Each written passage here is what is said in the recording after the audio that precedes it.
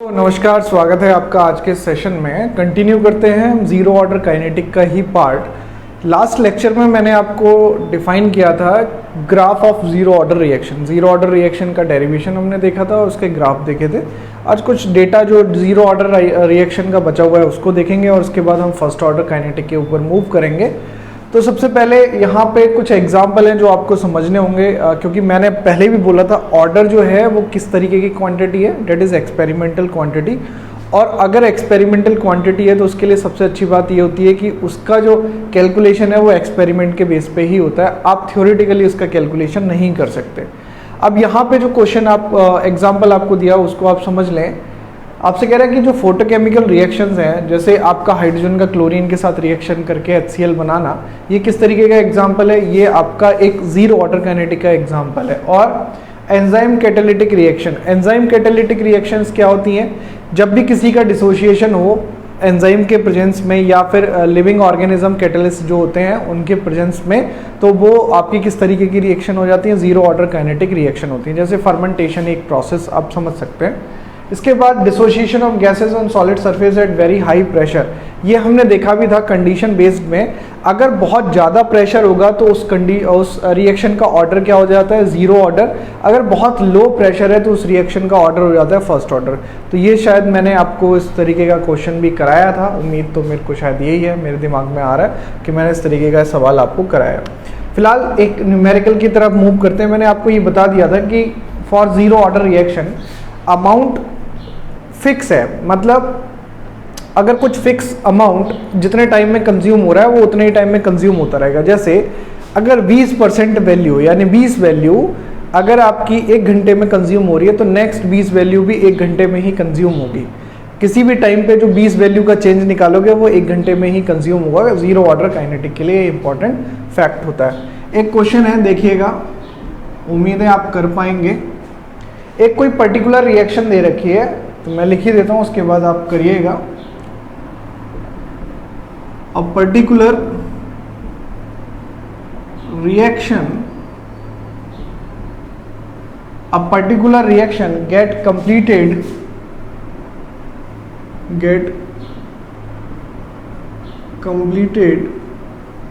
20% in 20 minutes and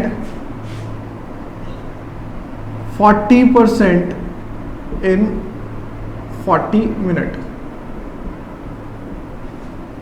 एक reaction है जो 20% कंप्लीट हो रही है 20 मिनट में, 40% कंप्लीट हो रही है 40 मिनट में।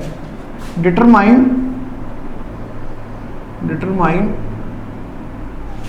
Order of the reaction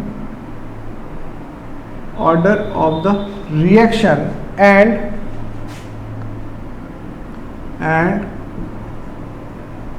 rate constant of reaction।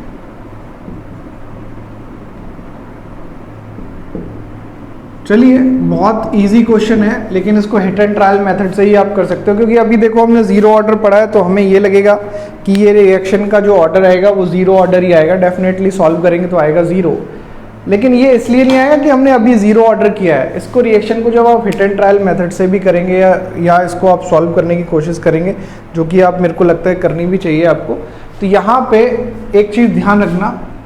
मैं अगर मान लूँ लेट A0 की वैल्यू कितनी है 100, भाई परसेंटेज दे रखा है तो A0 की वैल्यू हम 100 कंसीडर कर सकते हैं। जब हमारे लिए t = 20 मिनट गिवन है और उस टाइम पे मुझे पता है कि कितना परसेंट डिसोसिएशन हो रहा है, 20% डिसोसिएशन हो रहा है, यानी AT की वैल्यू कितनी हो जाएगी? 100 - 20 डेट इज इक्वल टू 80 आ जाएगा। AT वैल्यू किसकी हो जाएगी? AT की वैल्यू हो जाएगी एट टाइम t, जो कंसंट्रेशन ऑफ रिएक्टेंट है वो आ जाएगी। चलिए, फॉर्मूला होता है AT = A0 - KT, सबको फॉर्मूला याद होगा। इस फॉर्मूले में अगर मैं वैल्यू रखूं तो AT की वैल्यू कितनी है जी? 80 है, इसकी वैल्यू 100 है, इसकी वैल्यू नहीं पता, t की वैल्यू 20 मिनट है। तो यूनिट पे ध्यान रखेंगे, 20 का ही केस लेके चलेंगे यूनिट के बेसिस पे। अच्छा, तो ये वैल्यू K की आ जाएगी 1 और यूनिट क्या हो जाएगी? Molar minute inverse.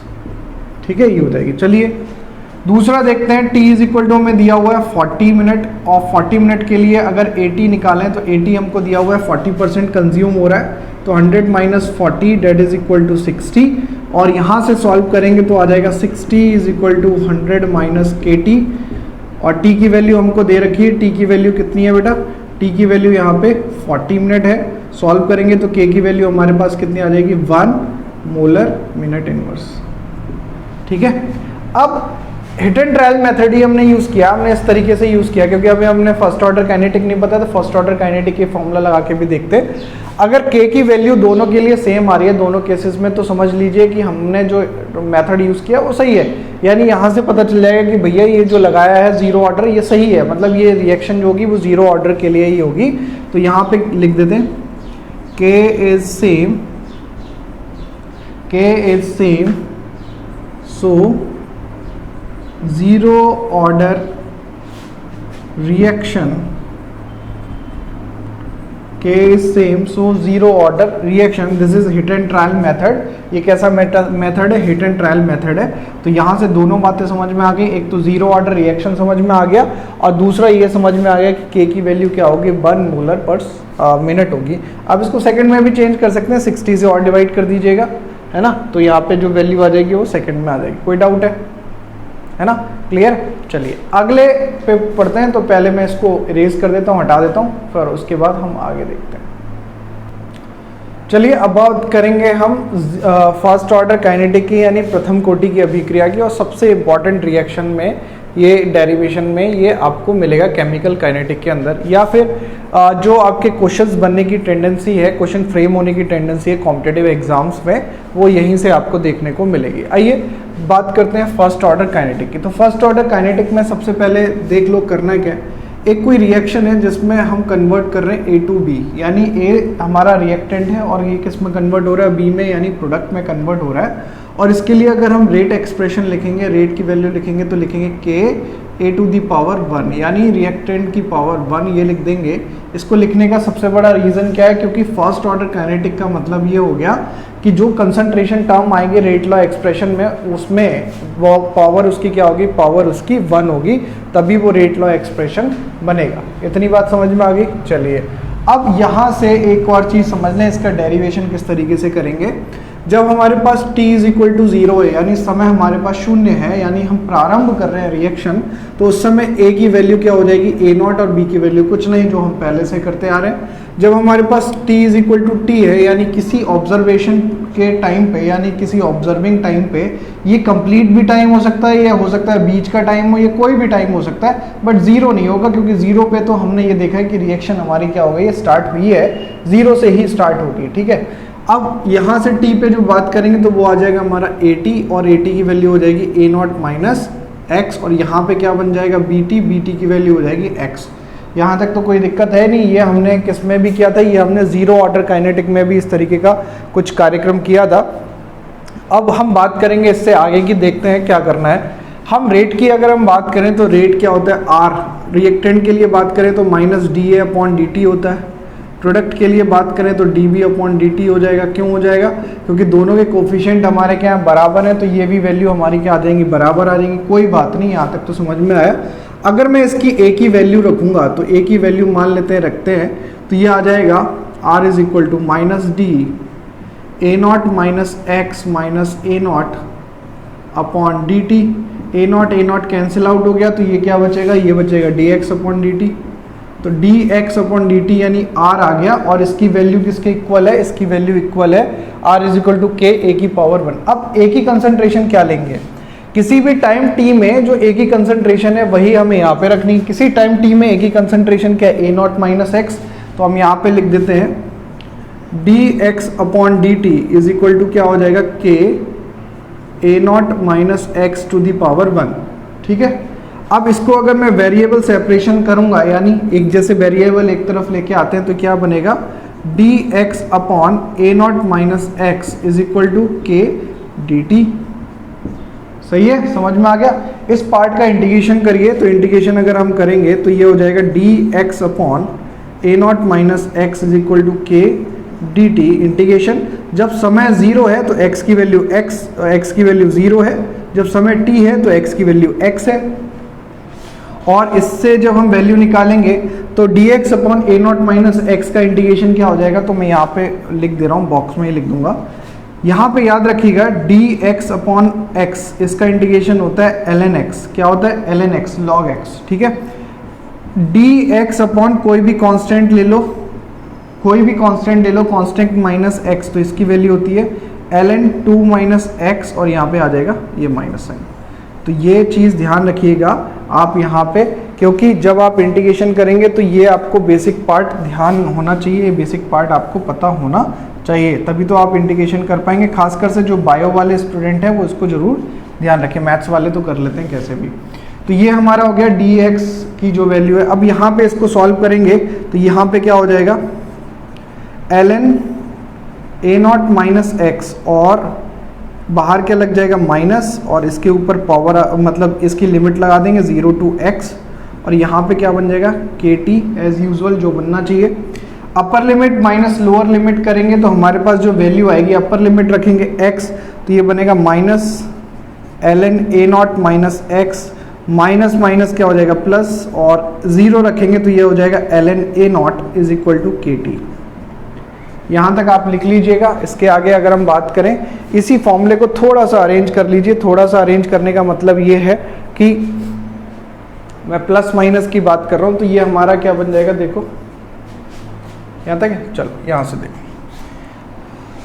ये बन जाएगा ln a naught minus x की वैल्यू अगर निकालेंगे तो a नॉट माइनस एक्स की वैल्यू किस तरीके से निकलेगी भाई, ये माइनस का है, इसको इधर ले जाइए और kt को इधर ले आइए, तो हमारे पास क्या बन जाएगा, ये बनेगा ln a naught minus kt, बन गया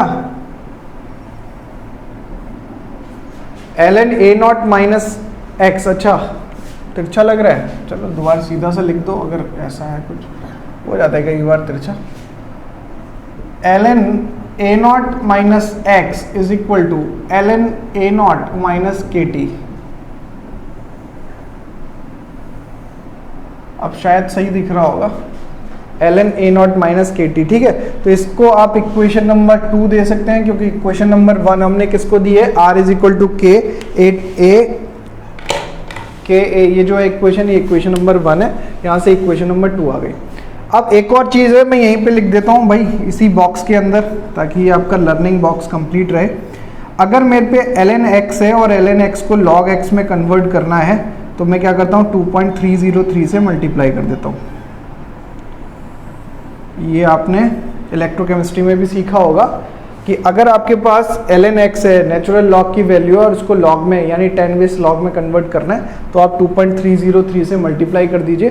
2.303 से मल्टीप्लाई करेंगे तो आपके पास वैल्यू आ जाएगी। चलिए एक फॉर्मूला ये हो गया, अब इसको लॉग में भी कन्वर्ट कर देते हैं, तो ये हो जाएगा log a naught minus X is equal to log a naught minus kt upon 2.303। कैसे हुआ, ln को हमने कन्वर्ट किया तो ये हो जाएगा 2.303 log a naught minus x, इसको कन्वर्ट करेंगे 2.303 log a नॉट, और ये तो एज इट इज रहेगा। फिर आप 2.303 से इस वाले 2.303 से इस सबको डिवाइड कर देंगे, तो ये log a नॉट का जो 2.303 है वो कट हो जाएगा, आपको क्या बचेगा kt के अपॉन में जो वैल्यू आएगी वही बचेगी। तो हमारे पास ये इक्वेशन नंबर 3 हो गई, इसको भी आप नोट डाउन कर लीजिए। अच्छा एक चीज़ और ध्यान रखिएगा बेटा, मैं फिर से बता रहा हूँ, इसी को अरेंज करके लिख देता हूँ ताकि आपको एक काम याद आ जाए। इस लॉग इसी को ही हम कंप्लीट करते जाएंगे ताकि ये हमारा पूरा बॉक्स कंप्लीट रहे। यहाँ पे एक चीज़ और याद रखें, लॉग या ln के ही फॉर्म में लिख लो, ln a plus ln b, ये होता है ln a अपॉन b, और ln a minus ln b, sorry ln a plus ln b ये होता है ln ab मल्टीप्लाई, और ln a minus ln b ये होता है ln a अपॉन b। ये लॉग का ऑपरेशन है, एक साथ ही लिख दिए ताकि आपको याद रहे। तो अगर मैं यहाँ से बात करूँ, इसी इक्वेशन से बात करूँ, तो इस इक्वेशन को मैं यहाँ से लिख सकता हूँ क्या, ln a naught minus X minus ln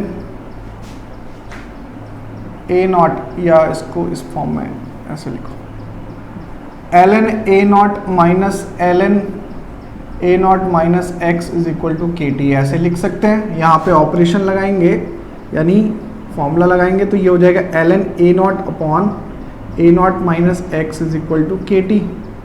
ठीक है, तो एक तो फॉर्मूला ये हो गया। फॉर्मूला नंबर 4, अगर मैं इसका एंटी लॉग ले लूँ तो एंटी लॉग का मतलब होता है कि जिस बेस का लॉग है उसी बेस के पावर में ये वैल्यू चली जाएगी। यानी ये नेचुरल है, यानी e का बेस है, तो e का बेस अगर है तो ये पावर भी कहाँ चली जाएगी, e के पावर में चली जाएगी, ये वैल्यू भी e के पावर में जाएगी। तो यानी यहाँ से ले एंटी लॉग ले लेंगे तो ये हो जाएगा a naught minus X is equal to E to the power के टी, ये बनेगा। ठीक है, नहीं आ रहा समझ में तो यहाँ पे लिख देता हूँ, लॉग ई बेस है या जिसको नेचुरल लॉग कहते हैं, x की वैल्यू y के इक्वल दे रखी है। अगर मैं इसका एंटी लॉग लूँगा तो एंटी लॉग की वैल्यू क्या हो जाएगी, x is equal to E to the power y। अगर ये 10 बेस लॉग दिया होता, 10 बेस लॉग x की वैल्यू y है और मुझे x की वैल्यू निकालनी है तो ये हो जाता 10 टू दी पावर y। ठीक है, ये हो जाएगा, ये बेसिक मैथमेटिक्स है, ये आपको याद होगी।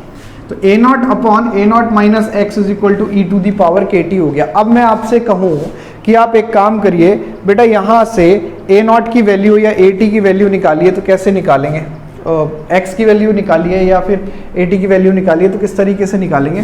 तो यहाँ से 2 केस कर लेते हैं या एक साथ ही 2 केस कर लेते हैं ना, यहाँ पे सही रहेगा। चलो सही कर लो।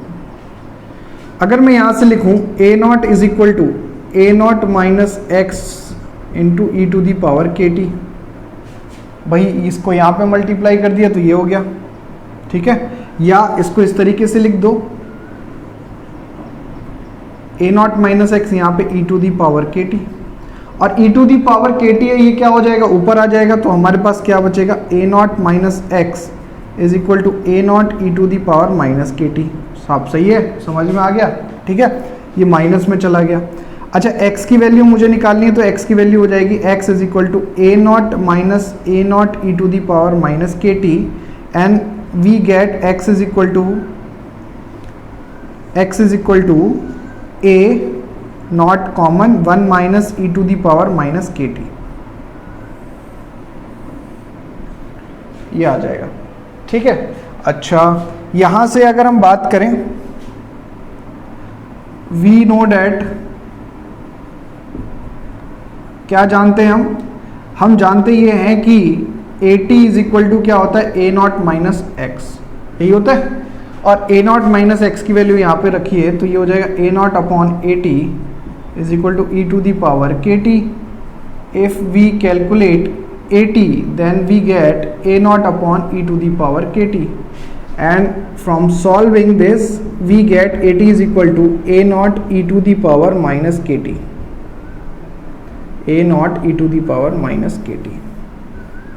This is equation number 5, this is equation number 6. ठीक है, आपको बस ध्यान रखना है कि इक्वेशन आप बना रहे हो, उन इक्वेशन को किस तरीके से आप निकाल रहे हो, ये भी आपको ध्यान रखना है। ऐसा नहीं है कि सर ने लिख दी तो काम आपका हो गया आसान, आप भी छाप दोगे और मज़ा आ जाएगा, लेकिन छापने से कुछ होने वाला नहीं है, आपको थोड़ा ध्यान रखना पड़ेगा इसके बारे में।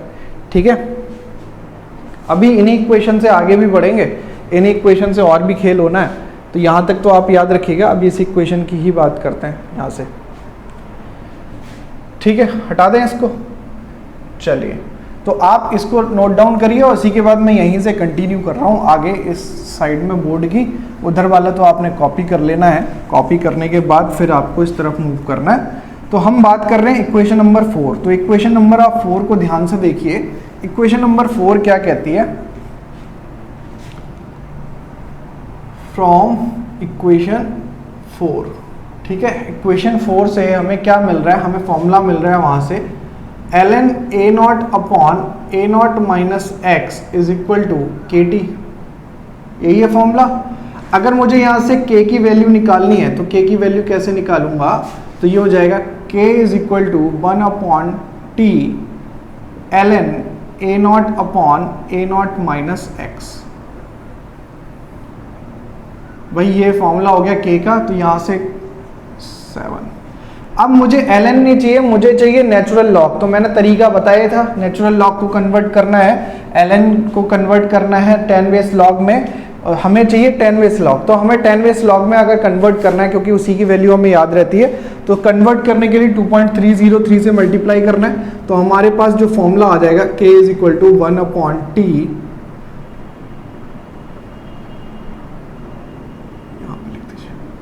2.303/t log a0/a0 minus x।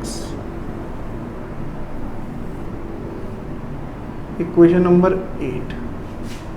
ठीक है, और कुछ बातें जब हम क्वेश्चंस में लिखेंगे तो हमें ध्यान रखनी है, जैसे log 2 की वैल्यू याद रखनी है, log 3 की वैल्यू याद रखनी है, log 4 की वैल्यू याद रखनी है, log 5 और log 6 तो आप निकाल सकते हैं, log 7, log 8 आप निकाल सकते हैं, log 9 आप निकाल सकते हैं, log 10 ये भी आप निकाल सकते हैं।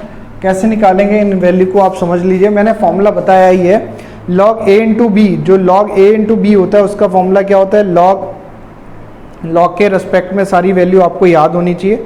अगर याद नहीं है तो कहानी गड़बड़ हो सकती है। आइए देखते हैं क्या होगा। log 2 की जो एग्जैक्ट वैल्यू होती है वो होती है 0.03010, लेकिन हम इसको पुट करने के लिए यहाँ पे क्या करते हैं, 0.3010 की जगह पे 0.3 पुट करते हैं। log 2 की वैल्यू क्या पुट करते हैं, 0.3 पुट करते हैं, 3010 पुट नहीं करते, 0.3010 पुट नहीं करते। log 3 की वैल्यू जो होती है 0.4771 होती है, बट उसकी जगह पे हम जो इक्वेशन है उसको सॉल्व करने के लिए 0.48 यूज़ कर लेते हैं। log 4 की वैल्यू क्या हो जाएगी, 2 का स्क्वायर और 2 वैल्यू आगे आ जाएगी, यानी 2 इंटू log 2, तो ये हमारे पास आ जाएगा 0.6। log 5 की वैल्यू याद रखिएगा, तो ये होती है 0.7 और 0.6991 होती है, उसको आप 0.7 लिख सकते हो। log 6 की वैल्यू निकालने के लिए क्या करोगे, log 2 इंटू 3 होगा, log 2 इंटू 3 का मतलब हो गया log 2 प्लस log 3, log 2 की वैल्यू है 0.3, log 3 की वैल्यू है 0.78 और 0.48, तो सॉल्व करेंगे तो ये आ जाएगा 0.78 हमारे पास आ जाएगा। log 7 की वैल्यू होती है 0.85। log 8 की वैल्यू कैसे निकालेंगे, तो log 8 की वैल्यू निकालने का तरीका क्या है, या तो इन दोनों को जोड़ दो log 4 log 2 को, या फिर 2 का क्यूब कर दो, 3 से मल्टीप्लाई कर दो, तो ये हमारे पास आ जाएगा 0.9। ठीक है, अच्छा log 9 की वैल्यू 3 का स्क्वायर यानी मेरे को 0.48 को मल्टीप्लाई करना होगा 2 से, तो 2 से अगर मल्टीप्लाई करेंगे तो कितना आएगा, ये आ जाएगा 0.96, और log 10 की वैल्यू होती है 1। ठीक है, तो ये कुछ वैल्यू है जो आपको ध्यान रखनी है, इन वैल्यू के बेसिस पे ही आपका आगे का मतलब फर्स्ट ऑर्डर काइनेटिक का खेल चलता रहेगा। तो इन वैल्यू को थोड़ी सी वैल्यू देनी पड़ेगी, इन वैल्यूज़ को आपको वैल्यू देनी पड़ेगी। उम्मीद है कि ये बात समझ में आ रही होगी किस तरीके से इसको सॉल्व करना है। अच्छा, यहाँ तक तो हमारा हो गया। यहाँ तक होने के बाद अभी क्या रह गया, हाफ लाइफ हमने निकाली, नहीं निकाली, फुल लाइफ निकाली, नहीं निकाली। अभी एक चीज़ और रह गई है जिसको हम बोलते हैं डिग्री ऑफ डिसोसिएशन। इस फॉर्मूले को तो आप बहुत इंपॉर्टेंटली याद रखिएगा, इंपॉर्टेंट फॉर्मूला है, वेरी वेरी इंपॉर्टेंट फॉर्मूला, ये आपका सबसे ज़्यादा यूज़ होगा। अब हम बात करते हैं degree of dissociation. Degree of dissociation जिसको हम क्या बोलते हैं, अल्फ़ा बोलते हैं। आप सब जानते ही हैं अल्फ़ा क्या होता है, अल्फ़ा कितना अमाउंट डिसोशिएट हुआ अपॉन कितना अमाउंट था। भाई x की वैल्यू मैंने अभी निकाली है, x इज इक्वल टू क्या होता है, a0 1 minus E to the power minus के टी। अगर हम वैल्यू पुट करेंगे तो ये हो जाएगा a0 1 minus E to the power minus के t divided by a0 cancel out हो जाएगा। अल्फ़ा की वैल्यू हमारे पास आ जाएगी 1 minus E to the power minus के टी। ये हमारा अल्फ़ा का फॉर्मूला आ जाएगा, फॉर्मूला नंबर 9। ठीक है, यहाँ तक हमने अल्फ़ा यानी डिग्री ऑफ डिसोसिएशन तक पहुँच गए। आप फटाफट से नोट डाउन करिए, फिर हम आगे बढ़ते हैं हाफ लाइफ और फुल लाइफ पे। ठीक है, करिए इसको।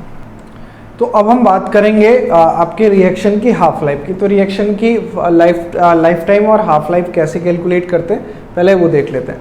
लाइफ टाइम का मतलब होता है कोई भी रिएक्शन कितने टाइम में कंप्लीट हो रही है, 100% डिसोशिएट हो रही है। तो हम देखते हैं भाई डिसोसिएशन कैसे होगी। अगर हम बात करें 80 हमें कितना चाहिए, 0 चाहिए। भाई लाइफ टाइम का मतलब क्या है, AT हमें क्या चाहिए, 0 चाहिए। चलिए AT अगर 0 होगा तो हमें पता है कि इसका फॉर्मूला AT का क्या था जी, AT इज इक्वल टू था A0e⁻ KT, यही फॉर्मूला था। चलिए AT की वैल्यू 0 रखते हैं तो क्या मिलता है, 0 is equal to A0e⁻ KT। अब इन दोनों का मल्टीप्लिकेशन 0 होना चाहिए, तो इन दोनों का मल्टीप्लिकेशन तभी 0 होगा या तो ये वैल्यू 0 हो जाए या ये वैल्यू 0 हो जाए। इन दोनों में से कोई एक वैल्यू अगर 0 हो गई तो इन दोनों का मल्टीप्लिकेशन क्या हो जाएगा, 0 हो जाएगा। तो मज़ेदार बात क्या है कि भाई A0 तो आपका 0 नहीं हो सकता। अगर हम यहाँ से बात करें तो A0 कैन नॉट बी 0। भाई इनिशियल कंसंट्रेशन कुछ तो होगी ही, कुछ फाइनाइट वैल्यू होगी, है ना, तो A0 की वैल्यू तो 0 नहीं होगी। तो हमारे पास क्या बचता है, e⁻ KT, ये क्या हो जाएगा, 0 हो जाएगा। अब e⁻ KT 0 करना है, आप किसी की भी पावर में कुछ वैल्यू है और वो 0 के इक्वल है, वो ये कब हो सकता है, जब ये पावर की वैल्यू क्या हो जाए, इनफाइनाइट हो जाए। तो यहाँ माइनस इनफाइनाइट हो जाए, तो हम यहाँ से क्या निकालेंगे, एक निष्कर्ष निकलेगा, यहाँ से एक रिजल्ट निकल के आएगा। रिजल्ट ये होगा कि KT की वैल्यू -KT की वैल्यू क्या होनी चाहिए, इनफाइनाइट होनी चाहिए। तो इनफाइनाइट तभी होगी, K तो आपका क्या है, K आपका क्या होगा बेटा, K तो आपका फाइनाइट वैल्यू होगी, कुछ ना कुछ फाइनाइट वैल्यू होगी। टाइम क्या हो सकता है, इनफाइनाइट हो सकता है कि रिएक्शन चलती ही जाए। तो यहाँ से निकल के आएगा जी T टेंस टू क्या हो जाएगा, इन्फिनिटी। यानी ये रिएक्शन कब कंप्लीट होगी, जब इन्फिनिटी टाइम होगा। तो यहाँ पे लिख सकते हैं first order kinetics never goes for the completion।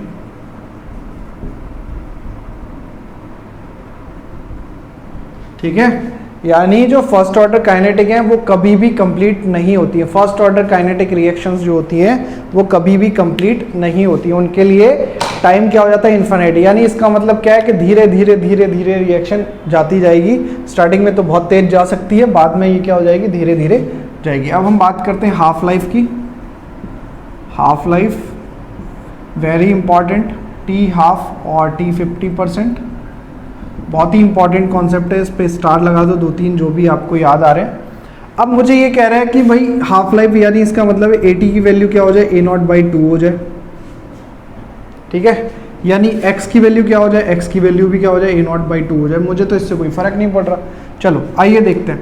हमें पता है K = होता है 1/T। अगर हम यहाँ पे लॉग की बात करें तो 2.303/T log A0/A0-x, यही होता है। इसमें अगर मैं वैल्यू पुट करूँ, किसकी वैल्यू, T को क्या ले लूँ, T½ ले लूँ, और इनकी वैल्यू अगर मैं पुट करूँ तो वैल्यू पुट करके क्या मिलेगा मेरे को, T½ = 2.303/K log A0 as it is, और A0 - x की वैल्यू क्या है, A0/2, या फिर ये वैल्यू क्या होती है, AT के इक्वल होती है। तो AT की वैल्यू भी क्या दे रखी है, A0/2। ये 2 क्या होगा, ऊपर आ जाएगा, A0 कैंसिल आउट हो जाएगा। हमारे पास क्या बचेगा, T½ = 2.303/K log 2। एक तो फॉर्मूला आपका ये है, ध्यान रहे। अब log 2 की वैल्यू मैंने बताया था कि 0.3 होती है, 0.3010 वैल्यू होती है। उसको यहाँ पे पुट करेंगे तो हमें यहाँ पे पुट करने के बाद कोई एक कांस्टेंट वैल्यू मिलेगी। कांस्टेंट वैल्यू क्यों मिलेगी, क्योंकि आप देख रहे हैं कि 2.303 कांस्टेंट है, log 2 की वैल्यू भी फिक्स होगी और K की वैल्यू भी क्या होती है, कांस्टेंट होती है किसी एक पर्टिकुलर रिएक्शन के लिए। तो यहाँ पे इसी को हम मान लेते हैं कि भाई ये वैल्यू K के फॉर्म में रहने देते हैं, बाकी वैल्यू को चेंज कर लेते हैं। तो हमारे पास जो फॉर्मूला आएगा वो आएगा T½ = 0.693/K, 0.693/K। यानी ये जो इक्वेशन नंबर है, this is equation number 10, equation number 10। और इस इक्वेशन नंबर 10 से हमें पता चल रहा है कि T½ इंडिपेंडेंट होता है इनिशियल कंसंट्रेशन के। यानी यहां पे लिख सकते हैं half life is independent from initial concentration। half life is independent from initial concentration, इस पर आप स्टार बना लें, नोट बना लें। ये बात ध्यान रखें कि हाफ लाइफ इनिशियल कंसंट्रेशन पे डिपेंड नहीं करती for the first order kinetic, for the first order reaction. ये हमारा पूरा आज का फर्स्ट ऑर्डर रिएक्शन का डेरिवेशन हो गया। इस फर्स्ट ऑर्डर रिएक्शन के डेरिवेशन को आप लिखना चाहें तो लिख लीजिए, पढ़ना चाहें तो पढ़ लीजिए। अगले लेक्चर में यानी कल के लेक्चर में हम कुछ इससे अलग यानी फर्स्ट ऑर्डर काइनेटिक की कुछ इंपॉर्टेंट बातें भी करेंगे, एग्जाम्पल भी देखेंगे फर्स्ट ऑर्डर काइनेटिक के कौन कौन से एग्जाम्पल होते हैं, कुछ ट्रिक्स भी देखेंगे कि इससे किस तरीके के क्वेश्चन हम जल्दी से सॉल्व कर सकते हैं। तो आज का लेक्चर आपको कैसा लगा जरूर बताइएगा। मिलते हैं आपसे अगले लेक्चर में, तब तक के लिए नमस्कार, bye bye, tata, take care.